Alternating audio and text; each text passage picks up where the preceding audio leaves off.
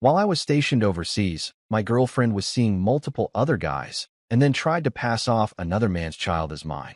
So I went all in on my revenge, and now she's the one asking me for help. I'm 27, active duty military. Last year I was stationed overseas for about 9 months. Before I left, I'd been with my girlfriend, Kayla, 25, for a little over 2 years. We were living together in a small apartment near my base, splitting rent, sharing a car, basically building what I thought was a stable adult life. I'm not naive about long distance. I knew it would be hard, but we talked it through like adults before I deployed. At least I thought we did. Kayla has always had a sharp personality. Confident, loud, the kind of person who wins arguments by sheer volume. I'm more analytical. I don't yell. I collect information and decide from there. That difference didn't bother me at first. Opposites balance out, right? When I left, things were fine for about a month. We FaceTimed regularly. She'd complain about being bored, about how all her friends were in relationships where the guy was physically present. She'd make little comments like must be nice to just escape responsibility overseas. I ignored it because I figured she was just stressed. Around month 3, the tone shifted. She started picking fights over nothing. If I missed a call because of training, I'd get paragraphs about how I clearly didn't care. If I sounded tired, she'd accuse me of losing interest. Every conversation somehow turned into me defending myself. Still, I didn't suspect cheating. I trusted her. Maybe that makes me stupid. Then she stopped answering late at night. She said she was sleeping early. That would have been believable except she was suddenly out a lot more. Social media posts at bars. New friend groups I didn't recognize. Random guys in the background of pictures. When I asked who they were, she'd roll her eyes and say co-workers or friends of friends. She told me I was being insecure. The real shift happened when she told me she was pregnant. She waited almost 2 weeks after finding out to tell me. Claimed she needed time to process. The timing was tight, but technically possible. I had been home on leave briefly before deploying. She emphasized that detail more than once, almost rehearsed. Something in her tone didn't sit right. Not panic, not even surprise. More like she expected me to step into a role immediately and stop asking questions. And that was the moment I started paying attention instead of defending myself. When Kayla told me she was pregnant, she didn't ask how I felt. She didn't ask what we should do. She immediately started talking about logistics, about how I needed to extend my contract, about how she didn't want to work through the pregnancy, about how stressful it was doing this alone while I was off playing soldier. That phrasing stuck with me. I did the math privately. The conception window was close to when I had been home on leave, but barely. Close enough to be possible. Not comfortable, but possible. I didn't accuse her of anything. I just told her I wanted a paternity test once I got back. Calm. Direct. She exploded. She said I was disgusting for even suggesting it. Said I clearly didn't trust her. Said if I felt that way, maybe I shouldn't bother coming home. The level of outrage felt disproportionate. If you're sure, why panic? After that call, I stopped reacting emotionally. I stopped defending myself. I just started observing. She began posting even more online. Dinners, clubs, group photos with different guys each week. I noticed one in particular. Same guy in multiple posts. Always just slightly in frame. Always tagged, but she never mentioned him to me. His name was Eric. I didn't confront her about Eric. I didn't need to. I sent a message to a mutual friend back home instead. Someone who wasn't particularly close to Kayla, but knew our circle. I didn't accuse her. I just asked casually how she'd been acting. The response was measured but telling. Apparently, she hadn't exactly been low-key about her freedom. That's the word the friend used. Freedom. I didn't spiral. I didn't send angry texts. I requested leave and waited. By the time I flew home, Kayla was 5 months pregnant. She greeted me at the airport like nothing was wrong. Big hug. Fake tears. Talking about baby names in the car. I let her talk. I had already scheduled the DNA test. The first thing Kayla did when I got back wasn't introduce me to her doctor or show me ultrasound photos. It was complain about how hard the last few months had been for her. How everyone judged her for going out while pregnant. How she had no support system. The subtext was clear. I owed her. I kept everything neutral. I unpacked. I went back to base. I didn't move back into our apartment full-time. That decision alone irritated her. She asked if I was planning to act like a visitor in my own home. I told her I needed space to adjust after deployment. That was reasonable, and she couldn't argue it without looking irrational. 2 days later, I told her we had a doctor's appointment scheduled for a paternity test. I had already cleared it legally. In our state, A prenatal test required her consent, so I framed it as protection for both of us. If the child was mine, I would step up fully and publicly. If not, we would both know early. She went cold instead of loud this time. That was new. She said fine, but her attitude changed. Less posting, fewer nights out, more hovering around me, almost like she was recalculating. While we waited for the test, I did something else quietly. I checked the lease. My name was on it, but so was hers. We were month to month. I spoke to the landlord privately and asked about options if one tenant needed to exit. I also separated our finances. We had a joint account for bills. I transferred my half into a new personal account and informed her in writing. She accused me of preparing to abandon my own child. I told her calmly that I was preparing for clarity. The results came back in under a week. Not mine. No gray area. 0% probability. I didn't yell. I didn't throw anything. I just asked her once if she wanted to explain. When I asked her if she wanted to explain, she didn't deny it. That's what surprised me most. I expected gaslighting. I expected outrage. Instead, she sat down at the kitchen table and stared at the wall like she'd rehearsed something different and forgot her lines. Then she started minimizing. She said it was complicated. Said we were on a break even though we never agreed to that. Said she was lonely and I didn't understand what it was like being left behind. She didn't actually apologize. She just kept circling back to how hard it was for her. I asked one clear question. Who is the father? She hesitated. Then said Eric. The same Eric from the photos. Apparently, he thought the baby might be his, but she told him there was a chance it was mine and that I would provide more stability. That was the word she used. Stability. Like I was a job offer. I didn't argue. I didn't insult her. I just stood up and told her I was removing myself from the situation immediately. Because my name was on the lease, I gave written notice that I would not be renewing and that I was vacating within 30 days. I emailed the landlord and copied her so everything was documented. I packed only what belonged to me. Furniture I purchased came with me. I had receipts. I made it simple. She followed me around the apartment, calling me dramatic. Said I was abandoning her in a vulnerable state. I reminded her calmly that she chose the father, not me. That night, I stayed with a friend from base. The next morning, she started calling nonstop. Not angry this time. Panicked. Eric apparently didn't want to move in. Didn't want a serious relationship. Didn't want responsibility yet. She told him I knew. According to her, he said he needed time to think. That was when her tone shifted fully. Suddenly, I wasn't the disposable stability option anymore. I was the reliable one. The mature one. The one who could fix things. And that is when I decided to stop reacting and start planning. Kayla showed up at my friend's place 2 days later without warning. That alone told me she was spiraling. She never liked that friend. Thought he was a bad influence because he didn't entertain her attitude. Now she was knocking on his door asking to talk. I stepped outside instead of letting her in. No need to create a scene. Her energy was completely different. Softer voice. Red eyes.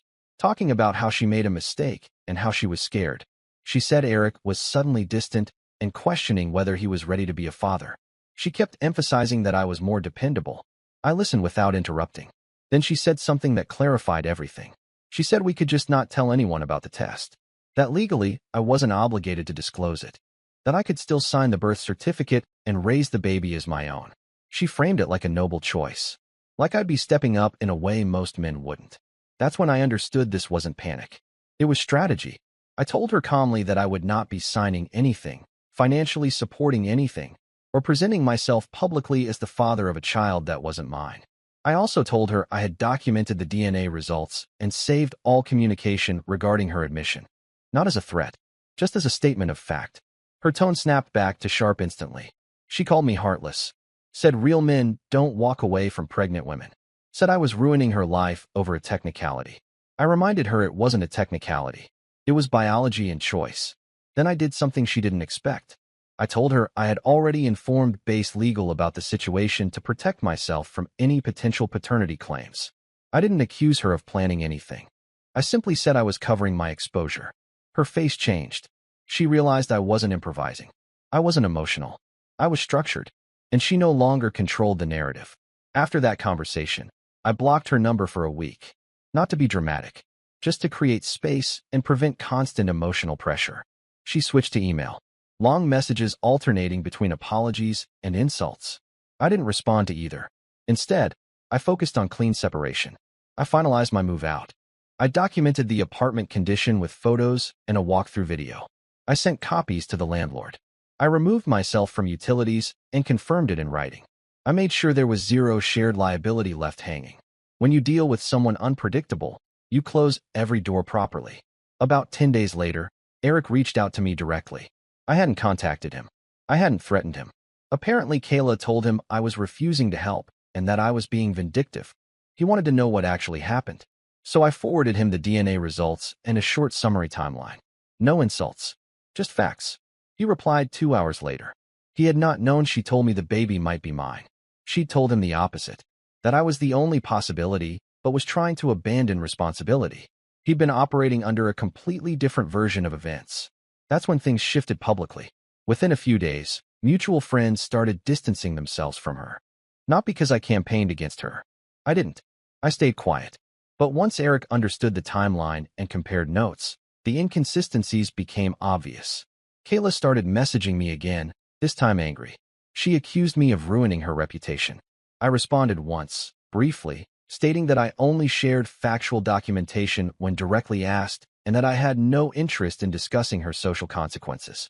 Then I blocked her again. I assumed that would be the end of it. It wasn't. 2 months later, she showed up at my duty station office asking to speak to me. 8 months pregnant. Alone. And this time she wasn't yelling. When she showed up at my duty station, I didn't bring her inside. I stepped out to the parking lot. I wasn't about to mix personal drama with my chain of command. That line matters in the military. She looked tired. Not theatrically upset. Just worn down. 8 months pregnant, and clearly not getting the support she expected. She started without attitude for once. Said Eric had officially broken things off. He agreed to take a paternity test after birth, but had no interest in a relationship. He wasn't answering her calls consistently. His family wanted nothing to do with her until proof came in. Then she said something that almost impressed me in its bluntness. She said she underestimated me. She admitted she thought I would fold out of obligation, that I'd prioritize image and responsibility over pride. She assumed that because I value structure and stability, I'd accept the situation quietly and build around it. She miscalculated. What she wanted now was help. Not as the father, she clarified quickly, but financially. She said she was behind on rent, that medical bills were stacking up, that she couldn't work full shifts anymore. She framed it as temporary support between adults who once loved each other. I asked her a very direct question.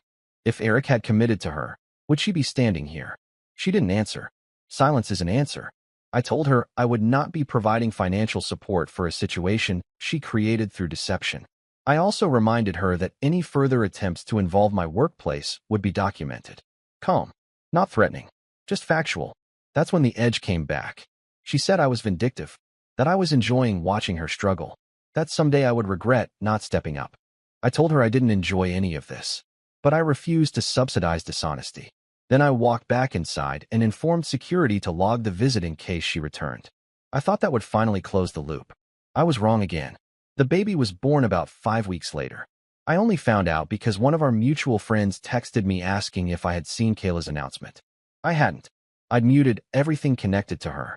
Apparently, she posted a long message about strength, betrayal, and single motherhood. She didn't name me, but the implication was clear enough that people who didn't know the details assumed I had walked out on my own child. I didn't respond publicly. I didn't post counterstatements.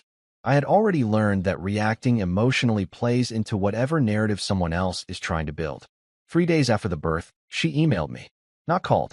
Not texted. Emailed. Subject line said urgent legal matter.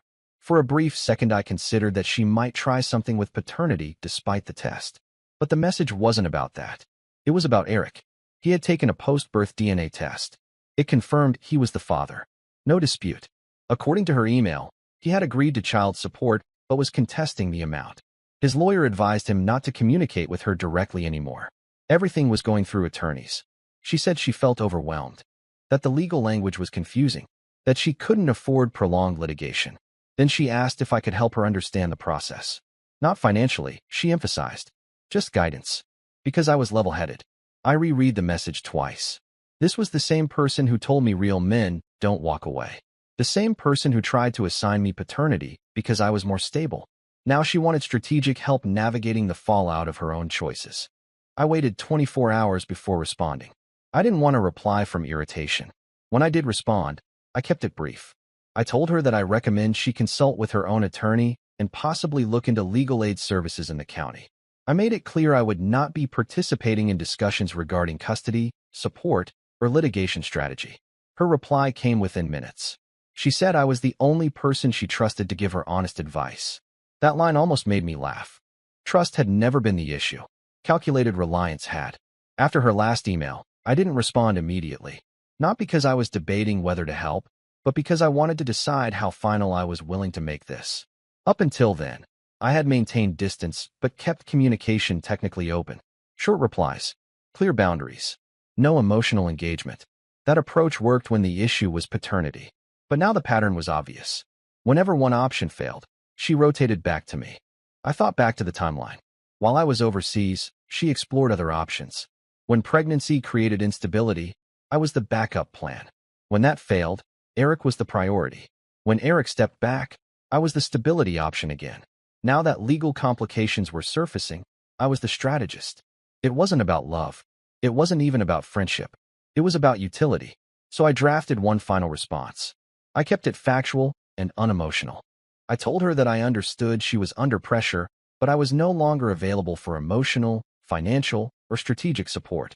I stated clearly that any further communication should be limited to matters that legally required my involvement, which at this point were none. I wished her and the child well and informed her that I would be blocking further contact. Then I followed through. I blocked her email, number, and social media. I also adjusted my privacy settings and asked close friends not to relay updates unless something directly impacted me legally. A week later, I heard through a mutual friend that she was telling people I had turned cold and cruel, that I changed after deployment, that the military hardened me. Maybe it did in some ways. But what actually changed was that I stopped trying to preserve a relationship that no longer existed. I stopped accepting emotional pressure as obligation. She wanted help. What she really wanted was access. And I removed it. It has been almost a year now. I got orders to a different state a few months after everything settled. Clean break. New unit. New apartment. I kept my circle tight and focused on work and routine. The situation with Kayla became background noise instead of something I had to actively manage. About 3 months ago, I received a message request from an unfamiliar number. I normally ignore those, but something told me to at least read it once before blocking. It was her. Not asking for money this time. Not asking for legal guidance. Not even asking for reconciliation. She wrote that things were harder than she expected. That Eric was paying support, but minimal. That childcare costs were high. That most of her old friends had distanced themselves. She said she understood why I did what I did, even if she didn't agree with it at the time. Then she asked if I would ever consider being in the child's life in some capacity.